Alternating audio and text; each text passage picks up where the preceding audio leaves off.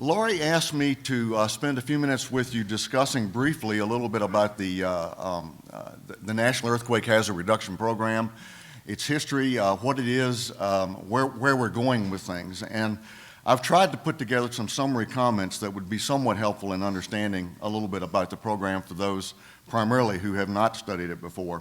The program was actually first authorized through the Earthquake Hazard Reduction Act of 1977. It was passed in October of 1977.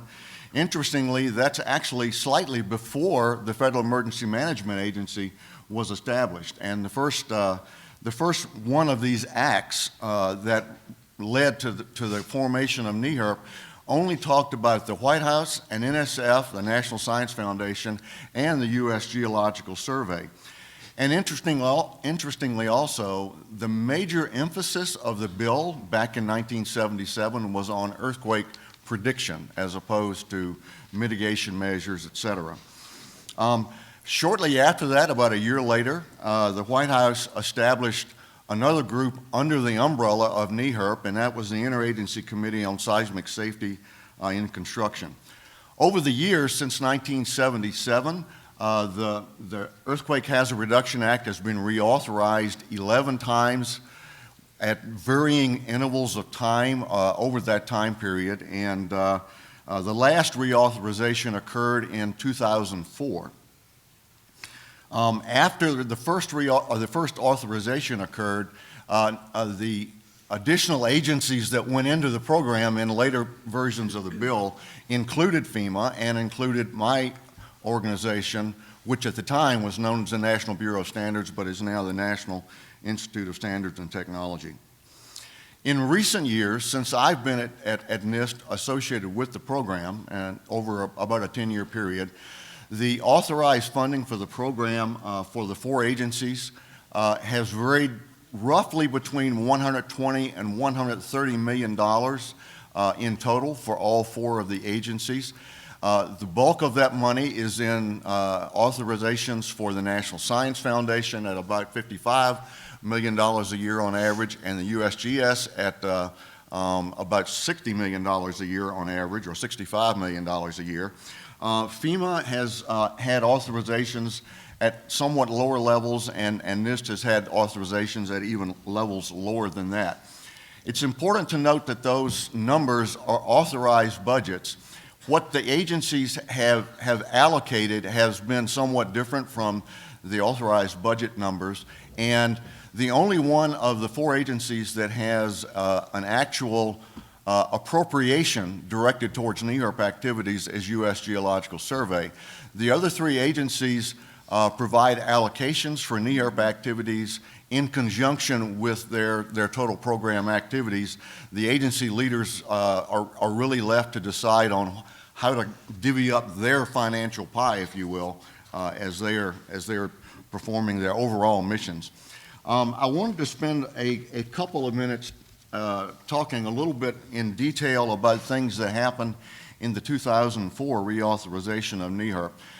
NIST was established as the lead agency at the time, and two important committees were established that were associated with the program. Lori has already alluded to one of those, the Advisory Committee on Earthquake Hazard Reduction, and that is a committee of about 15 non-federal people, and they come from all walks of the earthquake professional life. Lori has been on the committee for a while, and as Lori mentioned, Ralph is also an ex officio member by virtue of his chairing the USGS CSAC.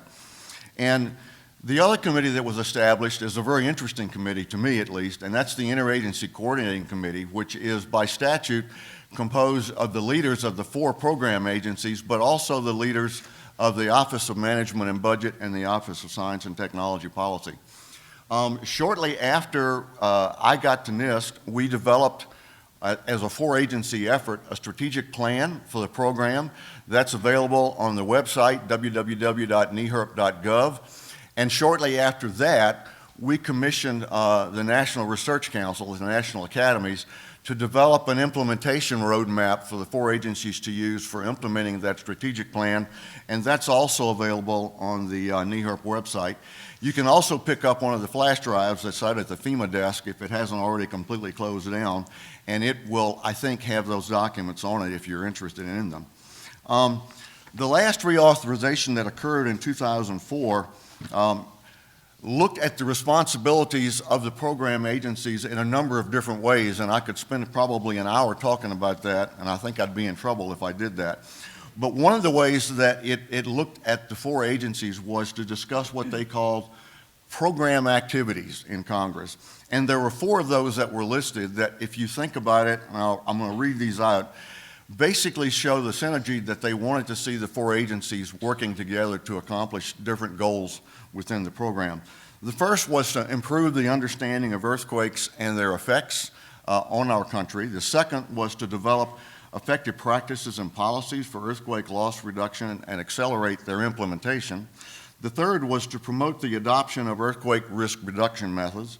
And the fourth was to develop, operate, and maintain the Advanced National Seismic System, the Global Seismographic Network, and the Network for Earthquake Engineering Simulation that NSF had run.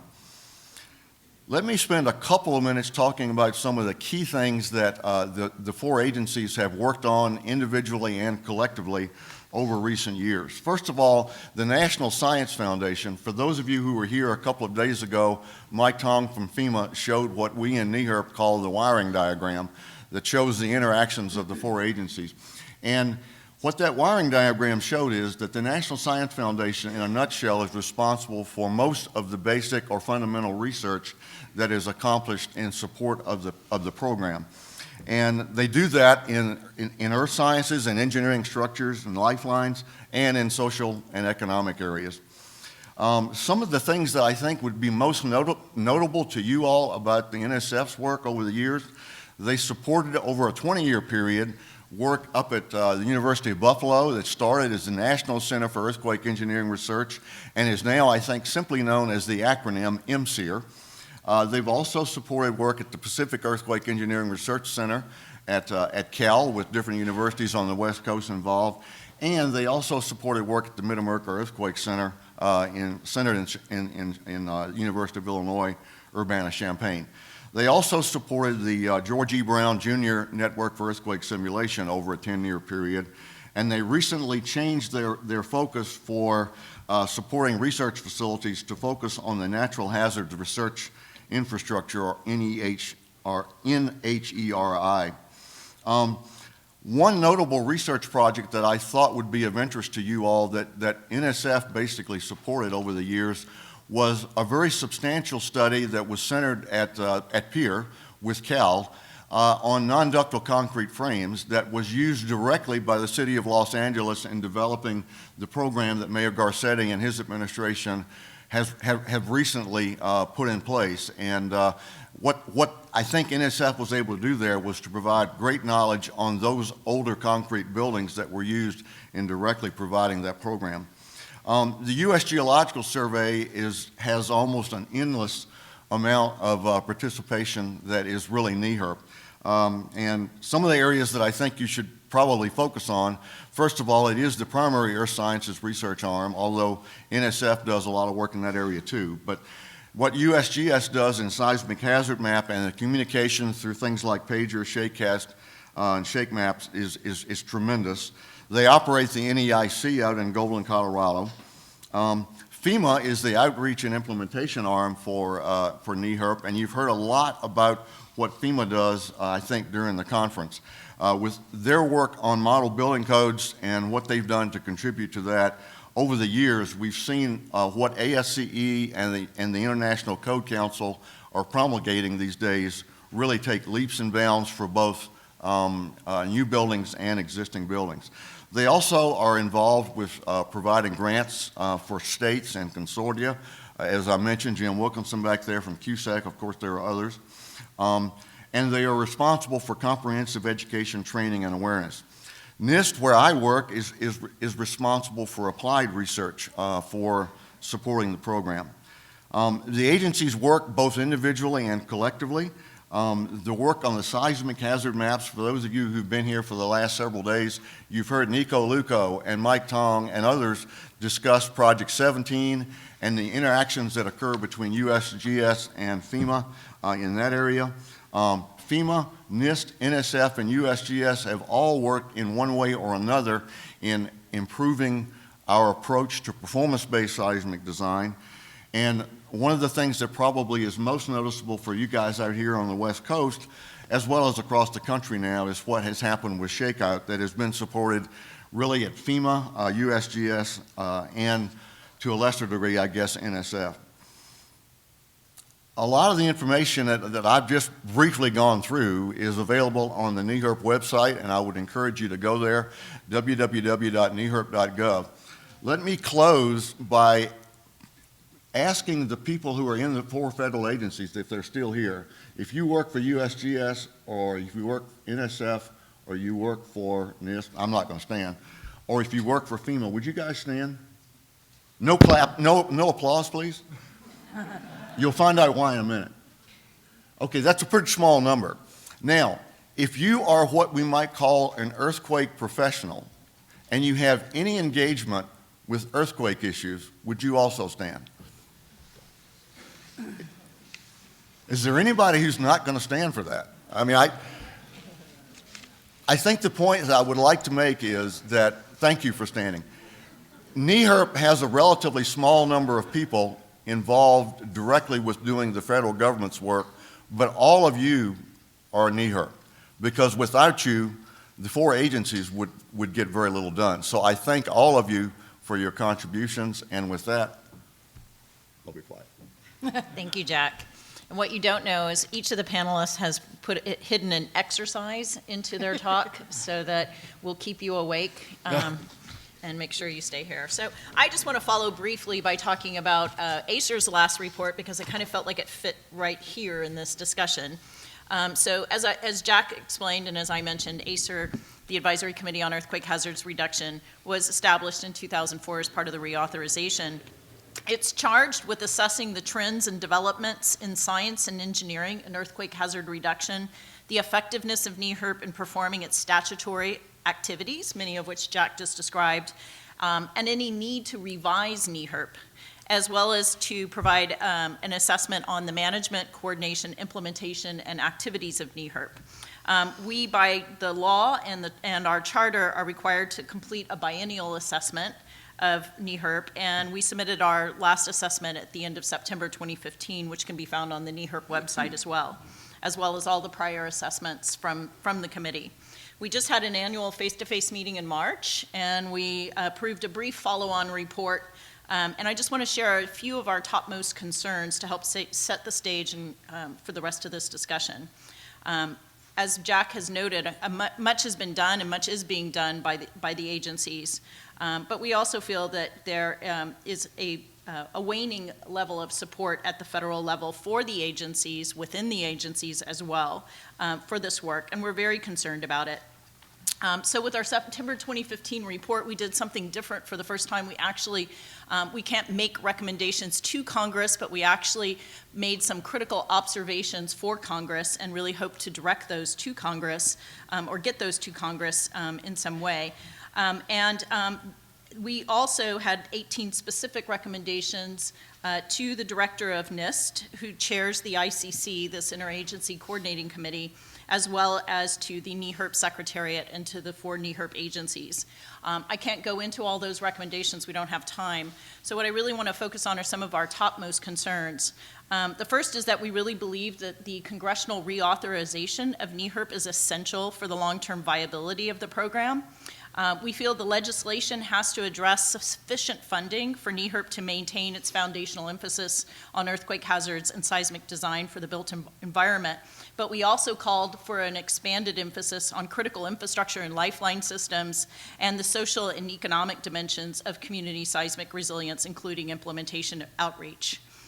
The authorization in 2004 expired in 2009, and so what that essentially means is that this is really, USGS is the only agency that has a line item budget in the federal budget. So the other agencies are really relying on the support of their leaders to acknowledge the authorization levels and then to work with OMB and then in turn for the White House to work with Congress to provide money. So the USGS has done well through that. The NSF has stayed fairly constant. NIST and FEMA are well below their authorization levels by a tremendous amount. And those are the areas where we really feel a great concern. We believe that as part of the reauthorization that a fundamental assessment of the earthquake risk reduction progress to date must be conducted in order to define the next steps for the agency composition, which might need to change, perhaps, the priorities for the agencies, as well as the future funding levels necessary to improve nationwide earthquake resilience. For those who don't know, Jack mentioned there was the NEHRP strategic plan. There was also in 2011 a National Research Council report entitled National Earthquake Resilience, Research, Implementation, and Outreach, and that program did a detailed cost assessment of what we felt the needs were to achieve national earthquake resilience, and that number was 3 times the current allocation or authorization level, so it was over $300 million. There's been a consistent number of documented efforts to add up what we feel the program needs are that have been over this $300 million number, so we have not been able to get that from Congress. The other issue that we're very concerned about is just the fact that the ICC, this Interagency Coordinating Committee, might have been not well composed, requiring the director of the Office of Management and Budget to attend a meeting of a program that's only at $120 million authorization level. And it's our concern that the ICC, this Interagency Coordinating Committee, has not met in several years. And we really feel that that coordination at that level is important, both to continue to educate the agencies about the importance of the earthquake risk, but also in reflecting on prior decades. It's really been when we've had major earthquakes, such as 1989 and 1994, that relationship at the federal level was crucial in being able to move forward special authorizations for research that were necessary in the aftermath of earthquakes and other things. So if they're not convening, if they're not regularly talking about the needs of the program or even understanding the program, then we think that it's very difficult for the agencies, staff members such as Jack and Ed Latch and others who work so hard at this within the 4 programs agencies to really get the support they need within their own agencies. So those are our 3 major concerns: reauthorization, the need for an assessment, and the need for a re-engaged leadership of the program at the national level. So with this, I want to now turn to Director Ezell to give us some thoughts about how, and this will essentially, we're now kind of go through talking about how the emergency managers are thinking about this issue, and then how the geoscience community is thinking about this issue, and then come back to a broad discussion with you. Well, good morning, everyone. I really appreciate the opportunity to attend this conference, and I've learned an awful lot just in the day and a half that I've been sitting here listening to such a distinguished group of experts. I've recognized, though, as I've listened, a lot of common themes. They've talked about collaboration, incentivizing risk reduction, building resiliency, and these are really truly things that resonate with me as a state director. And you're going to find me emphasizing many of the same things as I go through my points. I don't think I'm going to say anything particularly new or profound, but hopefully you'll catch the passion with which I believe so strongly in these things. Lori asked me, first of all, to talk about the NEMA Earthquake Subcommittee that has just been established. And for those of you who don't know, NEMA, the National Emergency Management Association, is the group of state directors representing the 50 states and the territories, where we come together a couple times a year to discuss the issues that are near and dear to our hearts.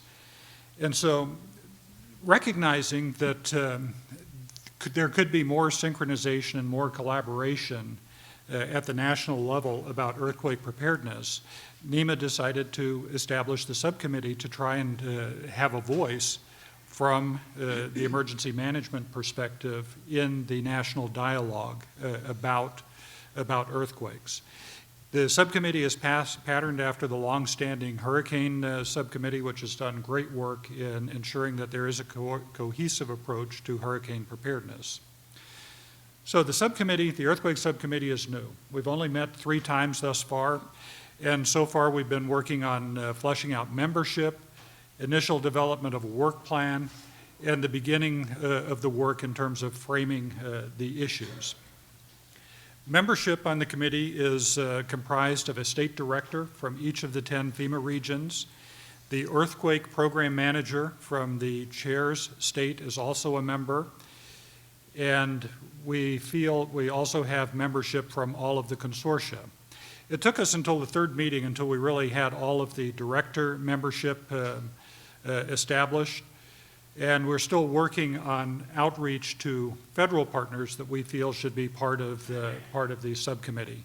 However, I'd like to give a shout out to a number of members who are in the room. So as I call your name, please wave. Mark Gillarducci, Maximilian Dixon, who's our program manager, Jim Wilkinson, Ed Fratto, Patty Such, and if any other members are in the room that I've missed, please raise your hand and wave. But I truly want to thank you all for volunteering to be part of such an important initiative. In terms of developing a work plan, we've identified 5 broad areas that we intend to focus on. They are addressing the issue of a national earthquake program at the federal level. And the goal is to have a national program that provides standards and education and really address the full scope of preparedness for earthquakes rather than just focusing on mitigation. So we really would like to see a national program stood up at FEMA that provides this comprehensive approach with all of the critical pieces.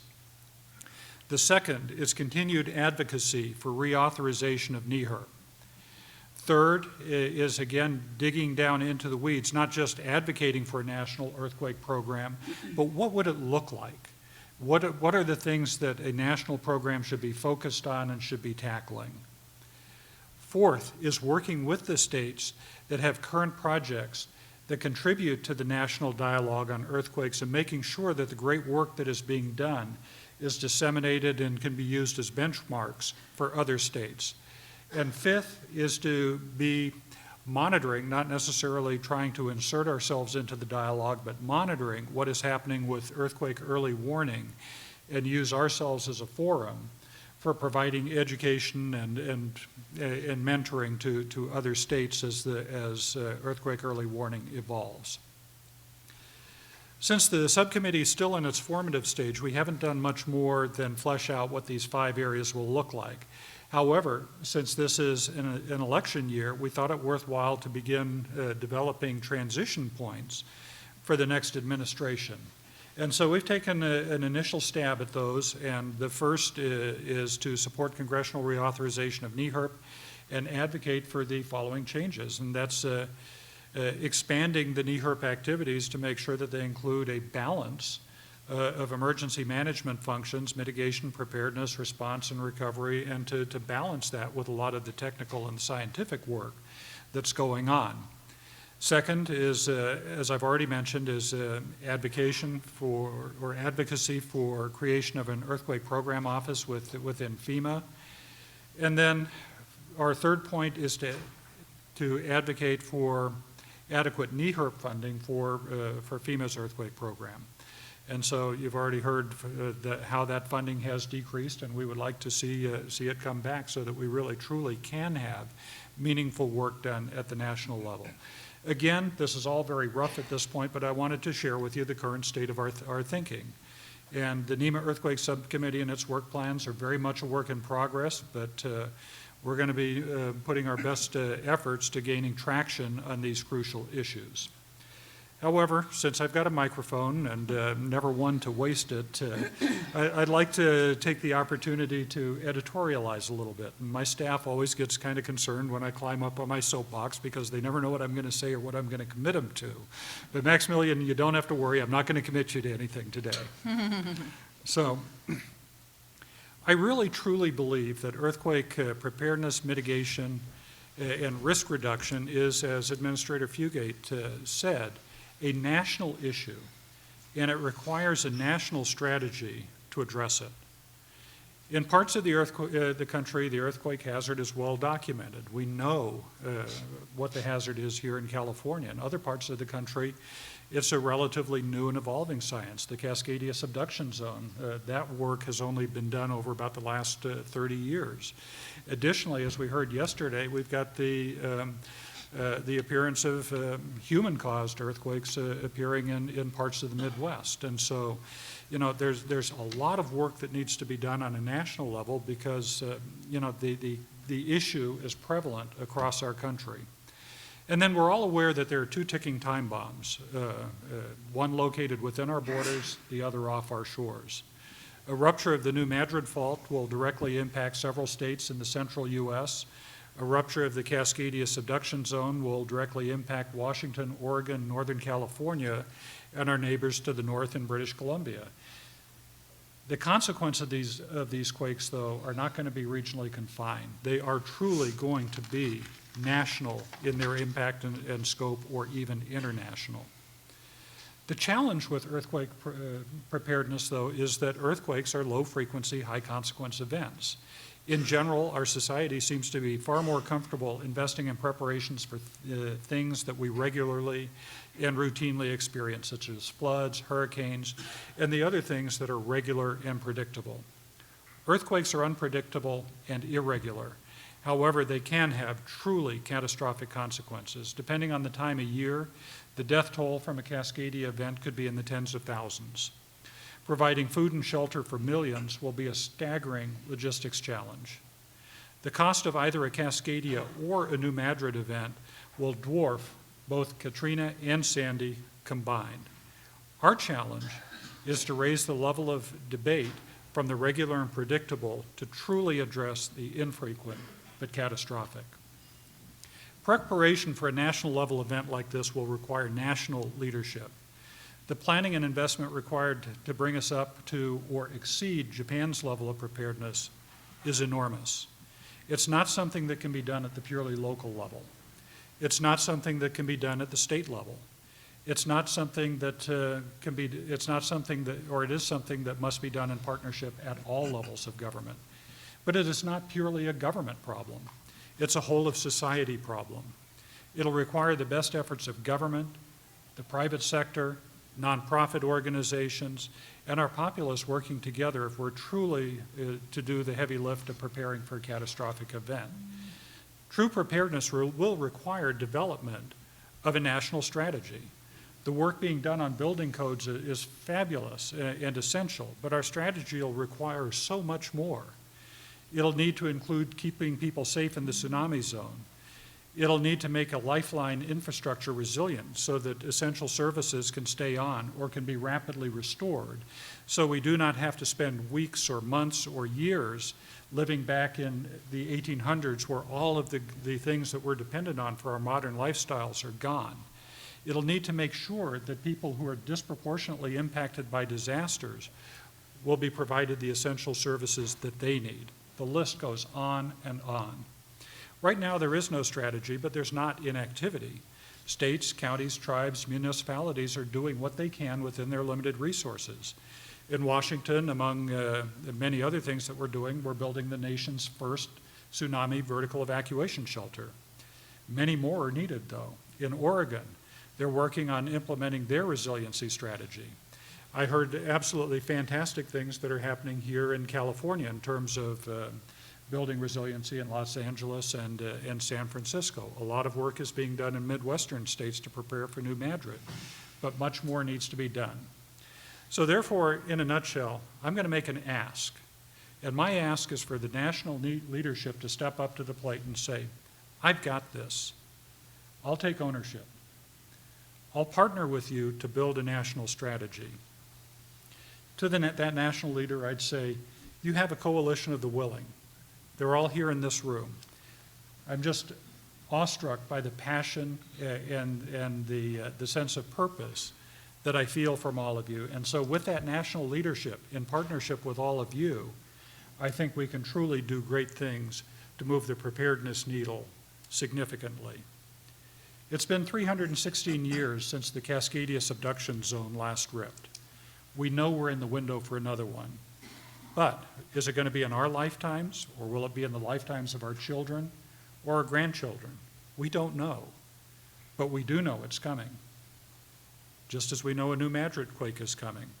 The question posterity is going to ask us is, since you knew it was coming, what did you as a nation do to prepare? And I'm going to leave you with that question and shut up. Thank you so much, Robert. Ralph?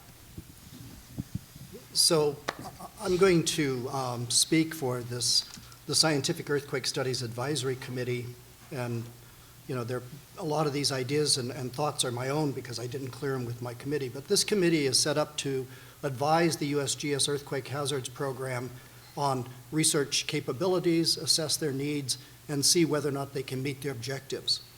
And NEHRP was last reauthorized 2004 and ended 2009. So you think, okay, what's happened since 2009 and there's been no reauthorization? But let's, because I'm an earthquake specialist and the group we're talking about are earthquakes, we look at timelines based as punctuated by earthquakes. So you go back and you think 2010, you have the Haiti earthquake, a magnitude 7. More than 160,000 people lost their lives in an earthquake that was the size of Loma Prieta. I mean, it's absurd in some times. But then in 2010, 2011, you have a series of earthquakes in New Zealand, a place where they had not had earthquakes, okay? The main fault was not even recognized before this earthquake occurred, and then you have all the damage due to liquefaction that comes from an aftershock. Of course, 2011, who would forget Tohoku, the giant earthquake, the magnitude 9, where the damage came not so much from the shaking, very little in fact, most of it came from the tsunami that was generated.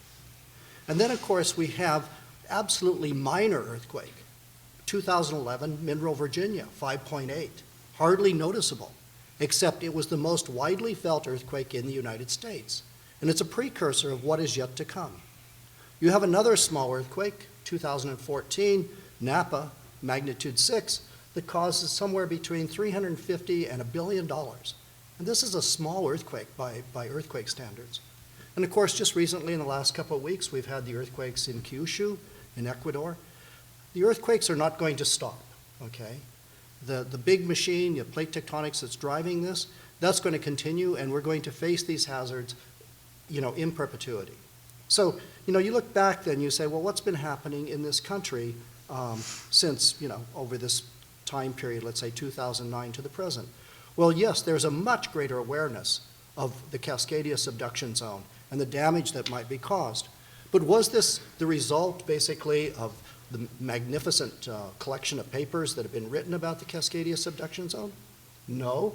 It really came about because this young woman won a Pulitzer Prize with this article in the New Yorker that basically highlighted what is the hazard and the risk due to a big earthquake. And we appreciate this because any way that we can get the information to a wider audience like yourselves and others, that the more that we can communicate with a wider audience, the better chance we have of creating a national program. Also, nobody who's been reading the papers could possibly have not known about the increase in seismicity in the Midwest in particular.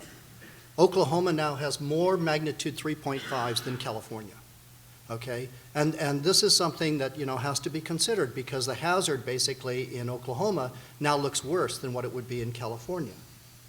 The Monroe, Virginia earthquake, in 2011 was a wake-up call, okay?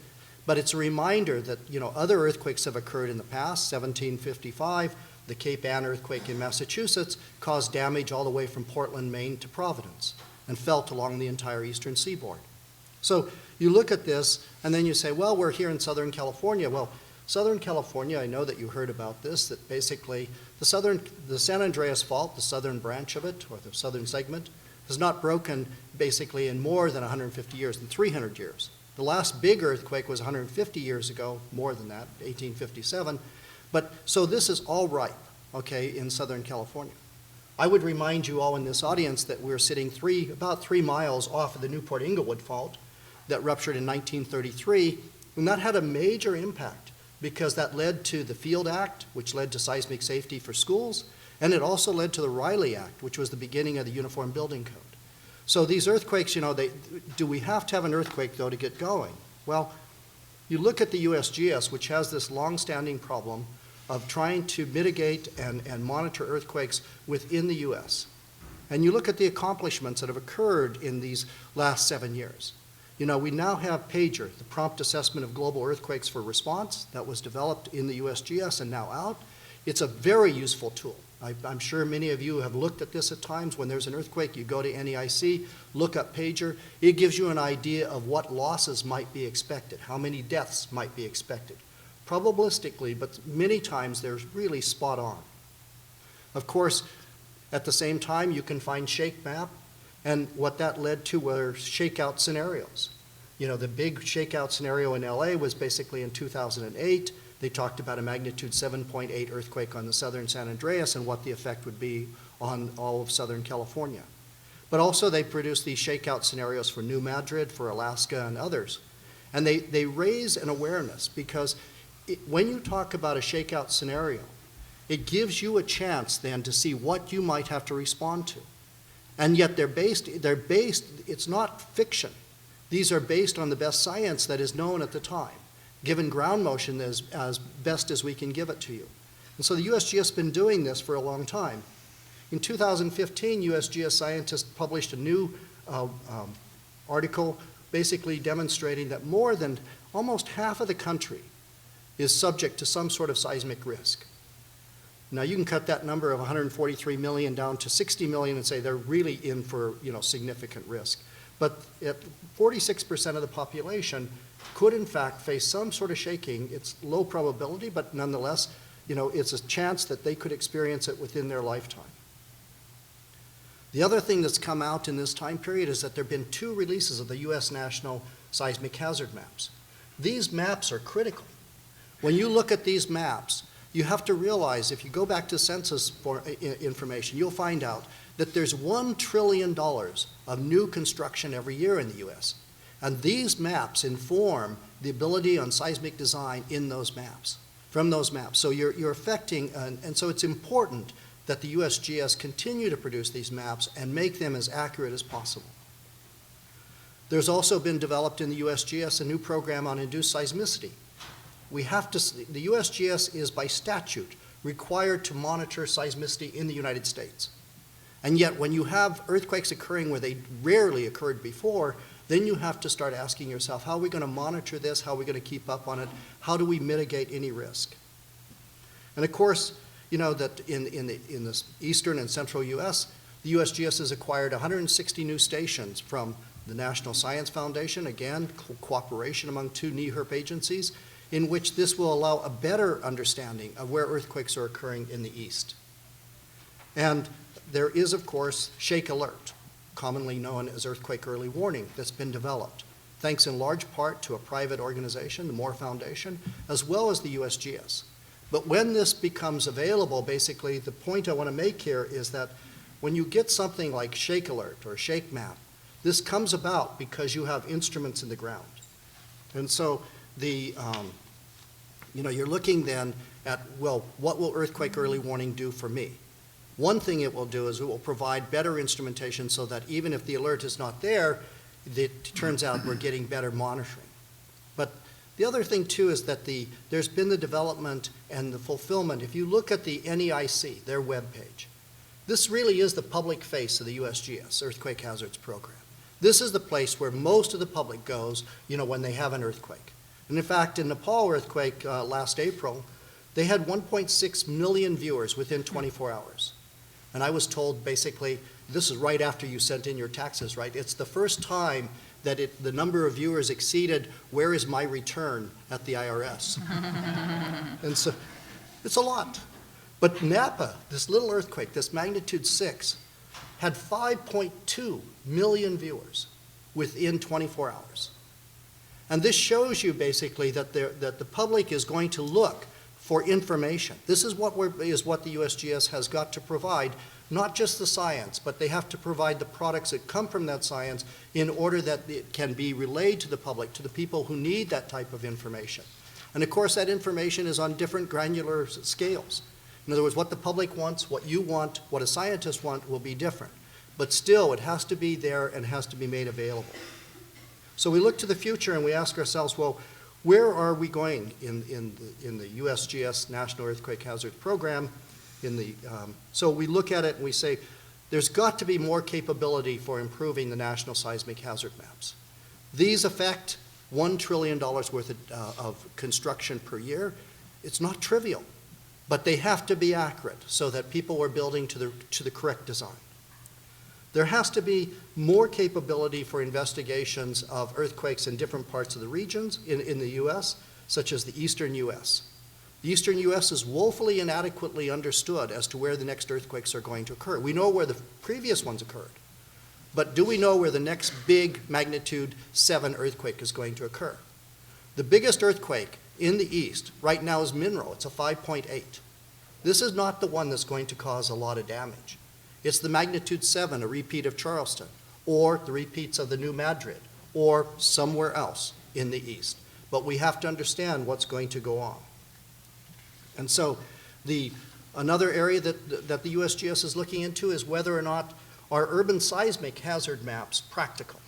In other words, can certain areas where you have large populations benefit from if you have, in fact, a hazard map that accounts for local geology, topography, et cetera.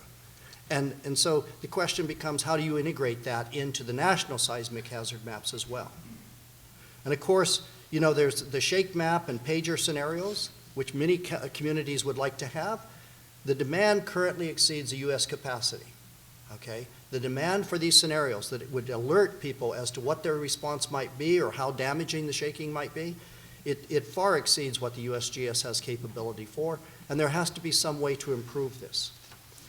There's a need to understand the magnitude and location of induced seismicity. There are 30,000 of these wastewater disposal wells. The big earthquakes in the U.S. are not due to fracking. They're due to the water that comes with the enhanced oil reserves when you're recovery that you're getting, and the disposal of that water, okay? But there are 30,000 of these disposal wells, and there are only a few bad actors. Why are they the bad actors? And it will only become more of a problem, or it could become more of a problem if people go through with the idea that there will be the disposal of carbon dioxide in deep wells. Okay, so there'll be even more volume going down. And of course, there's got to be a way to mitigate the risk from magnitude 9s in Cascadia and also in Alaska. And finally, there's Shake Alert. You know, this is a product of a modern, sophisticated monitoring system. And I have to tell my students a lot of times that data does not come from the internet. Data comes from somebody putting a sensor out there and getting that data back from the sensor, which they then put on the internet. Okay? But the data comes because you have a sophisticated monitoring system. And this is something that the USGS will continue to develop. It's woefully inadequate if you try to put Shake Alert into the east right now. There just isn't the station spacing. So what happens is that, you know, you've got to be doing this in a way that basically that you continue to monitor with the most sophisticated instrumentation that you have. Now these are challenges, and I don't think we can bury our heads in the sand. We must face up to the challenges. And reauthorizing NEHRP is recognition that these challenges exist, and that we have both the resolve and the will to meet these challenges. Thank you. Thank you, Ralph.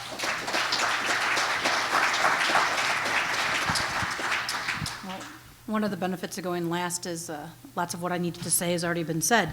But good morning, I'm Elizabeth Duffy. I'm a lobbyist in Washington, D.C. I represent associations and nonprofits before Congress, mostly geoscience organizations.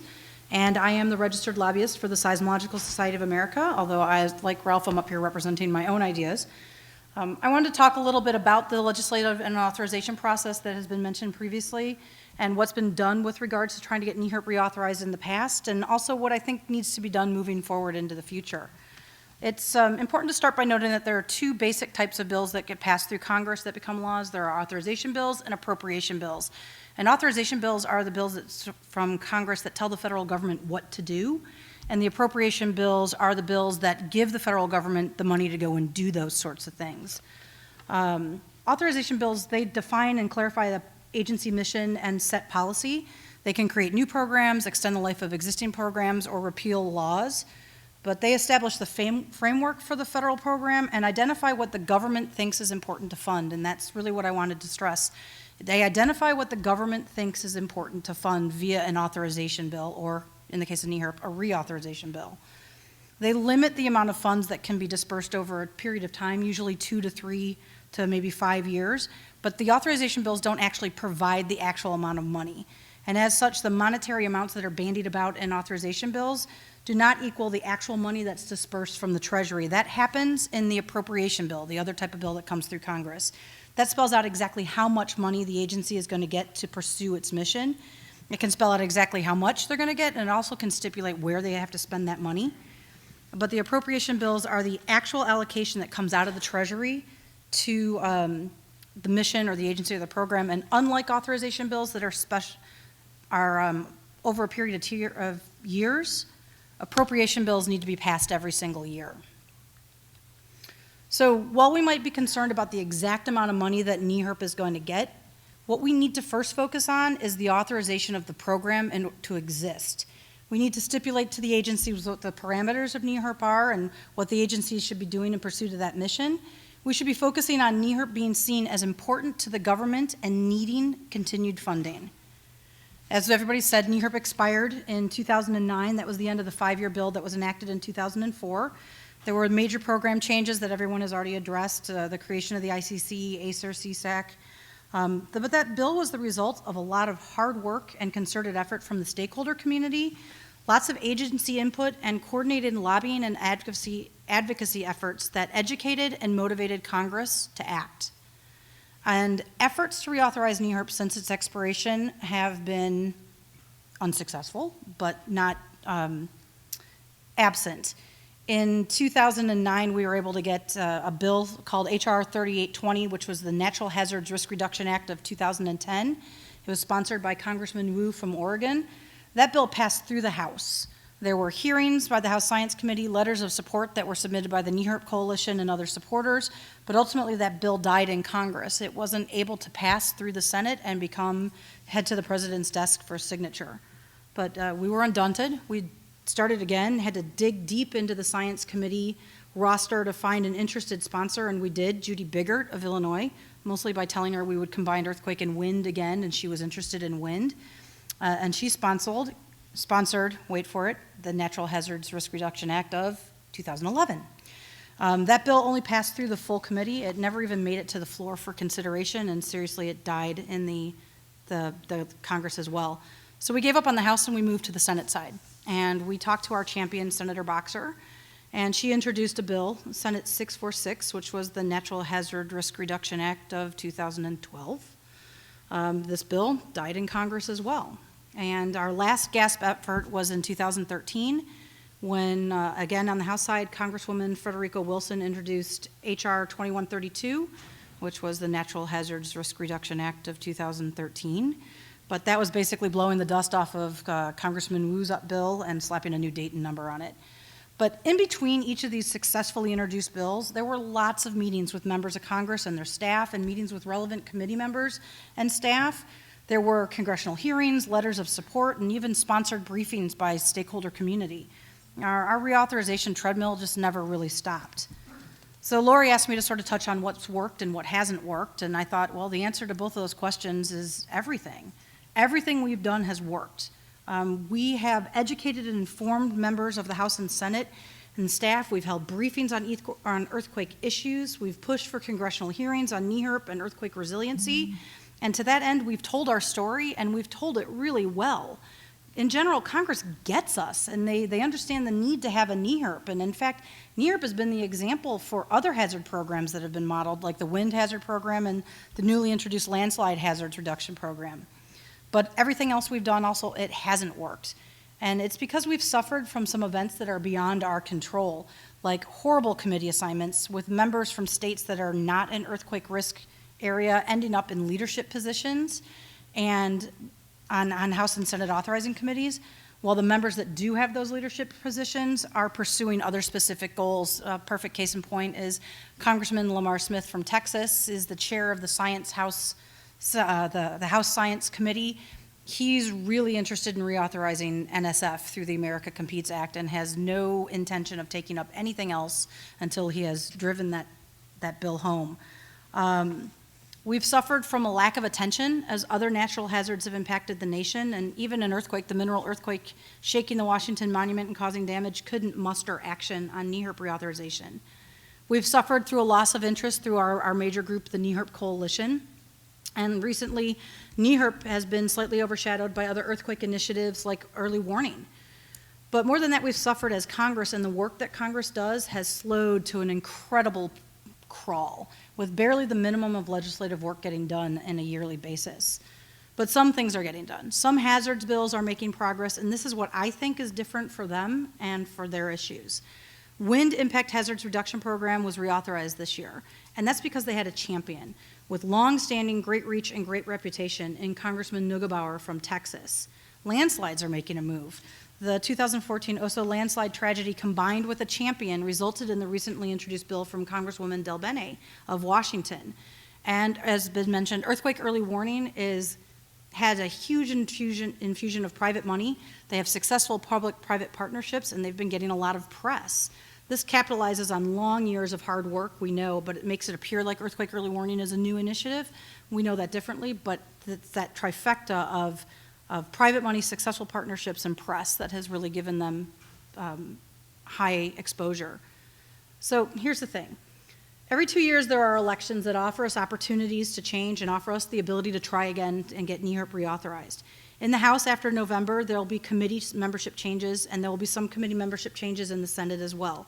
There'll be a new administration that's going to bring in new priorities and objectives and goals. Hold on, switch page. And so this is what I think we should do. These are my opinions based on my several years of working on NEHRP and of what I think we should do. First, I think we need to reinvigorate the NEHRP Coalition. The coalition should seek to broaden its membership to non-traditional groups as well, not just SSA, EERI, ASC, and ICC, but other groups that are in tangential spaces and specifically go after some philanthropic groups as well. 2017 is the 40th anniversary of NEHRP. It's a perfect time to capitalize on this fact and begin to showcase all that's been accomplished over the last 40 years. And the NEHRP Coalition is a great vehicle to move that information to Congress. Second, I think that the need for NEHRP reauthorization needs to be raised to the agency level. It needs to be an agency priority and supported by all of the heads of the agencies. Speaking out for NEHRP reauthorization should be added to the talking points for Director Kimball, Administrator Fugate, Dr. Cordova, and Undersecretary May. NEHRP needs to be seen as an agency-driven and supported goal. So far, the stakeholder community has borne that burden of pushing Congress to act, and we need to really have a commitment from the agency heads seeking reauthorization for NEHRP. Thirdly, and this one's going to be difficult, but we need to find congressional champions that need to be identified and systematically educated and lobbied. This will depend on the outcome of the elections in November and how the committees are structured, but we have no House champion for NEHRP, and our Senate champion, Senator Boxer, she's retiring after this year. And lastly, we need time and a desire of Congress to act. Congresses are convened in January after an election, and they run for a 2-year period. Any legislation or legislative effort that begins must be completed through the House and Senate before that Congress ends, before the end of that 2-year period. If a bill passes the House and not the Senate or vice versa, it dies in committee and we have to start all over again. And knowing that there's more initiative and more momentum in that first year after an election when people are new to the committees, new to Congress maybe, I think that our efforts should be started now in order to take advantage of this Congress coming in January 2017. And that's what I think. Thank you.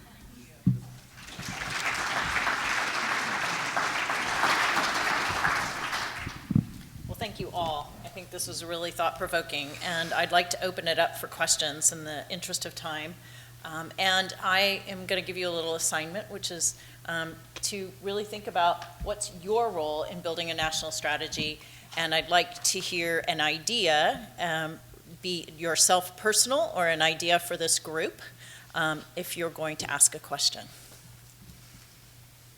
One of my major takeaways from this conference has related to the change in messaging to resilience. And in hearing you discuss the issues related to the process and the problems of declining interest and how do we get things across, what occurred to me is the metaphor of the space race. The innovations that were designed for the space race had broad implications across all levels of society. How do we take the processes, programs, and research developed for earthquakes and be able to show the leadership, Congress and so forth, applications of how these can be cross-applied for other multi-hazard situations in order to make interest more definite. And in that case, it brings it to, from the Senate and the Congress to their constituents. How do we show them this affects their constituents in areas that are not necessarily seen as seismically active, or the awareness level isn't there to get it much more than a yawn? So the takeaway, and I guess, so it's more of a statement than a question, is more of the, and it goes to what you had asked on what the role is. How can we take the change in messaging from resilience and this and that and the other, take the basis of what we're doing in the research for earthquakes, apply it across multi-hazards, and use that as a justification for NEHRP? I will. That's a very good idea, and I was recently at another conference, the Seismological Society of America, in which Professor Graham Kent from the University of Nevada was showing how a lot of the sort of effort that's gone into earthquake early warning could be transferred to looking for fires in the Sierra Nevada. In other words, and getting this very quick alert so that you could then respond immediately or make a decision, at least from the Forest Service point of view, if you wanted to respond. And so there are ways, in fact, that this sort of transfer of technique or technology can be used in other areas that are related to disasters. I just wanted to let you know I really do appreciate everything that you've all said. Elizabeth, you said that perhaps we need to speak up more, go to Congress more, and the problem is that we can't lobby federal government, so that's why we rely on our stakeholders. I love the idea of the NEMA subcommittee. I love the idea of what everybody's talking about. Kate, I think that's spectacular, what you just mentioned. So the fact that we cannot lobby, we can answer questions when invited up to the Hill to discuss things, we can certainly do that.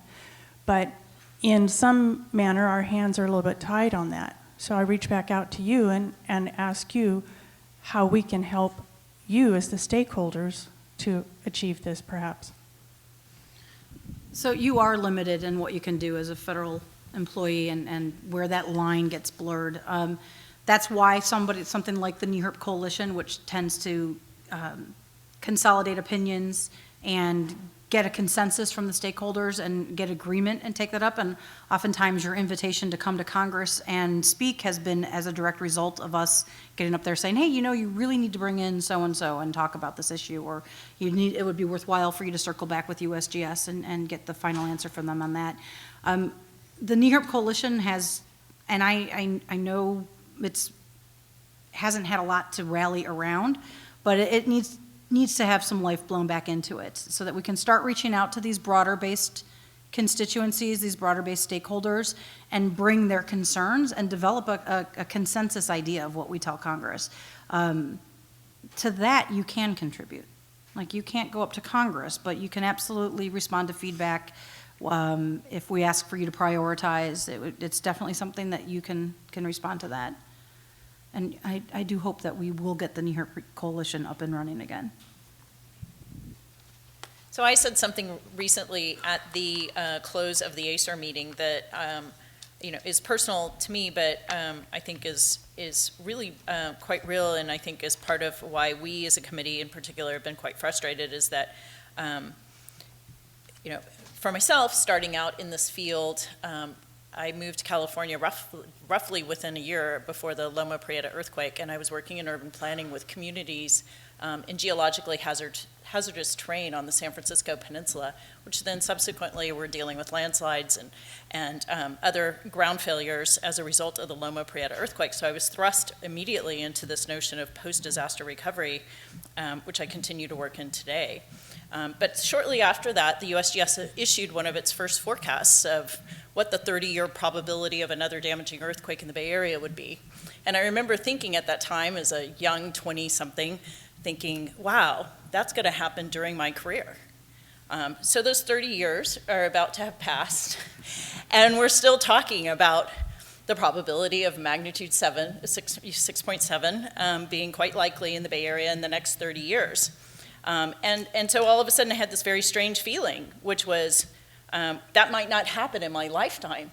And was I to be happy about that, or was I to be sad about that? I've devoted my whole career to working on this issue, and I might not see it, which made me sad at some level, but also made me glad, but made me very fearful, because I think I've already seen the generation of people who taught me retire, and I have seen my generation beginning to retire or move on to other topics as well. And I think it's really incumbent upon us to educate many of you who are very new to this field, who may never have experienced something like the big earthquakes that I run around the world working on.